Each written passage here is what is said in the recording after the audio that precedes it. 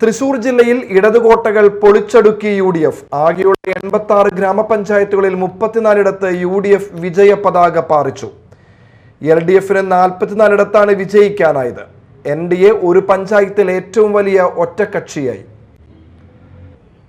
ഇടതിനെ തകർത്തെറിഞ്ഞുകൊണ്ടായിരുന്നു തൃശൂർ ജില്ലയിൽ ഇത്തവണ UDFന്റെ മിന്നും വിജയം.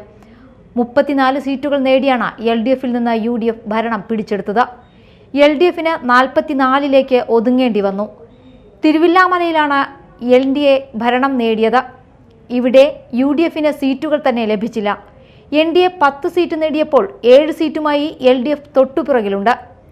2 സീറ്റിൽ സ്വതന്ത്ര സ്ഥാനാർത്ഥികളും വിജയിച്ചു.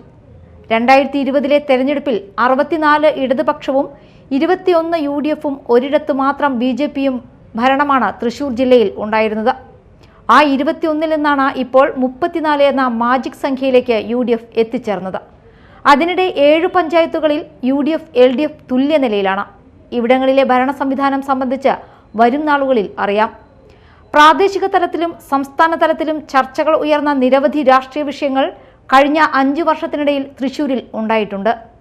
തൃശൂർ പൂരം വിവാദവും കരുവന്നൂർ ബാങ്ക് തട്ടിപ്പും കൊടകര കുഴൽപ്പണക്കേസും എല്ലാം ഇതിൽ ഉൾപ്പെടുന്നു. കഴിഞ്ഞ ലോക്സഭാ തെരഞ്ഞെടുപ്പിൽ BJP തൃശൂർ മണ്ഡലം പിടിച്ചുകൊണ്ട് വലിയ സൂചനകൾ നൽകിയെങ്കിലും തദ്ദേശ തെരഞ്ഞെടുപ്പിനെ ഇതൊന്നും കാര്യമായി BJPയുടെ നില മെച്ചപ്പെടുത്താൻ സഹായിച്ചിട്ടില്ല.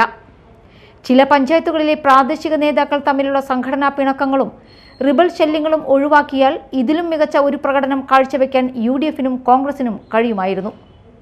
News desk media time.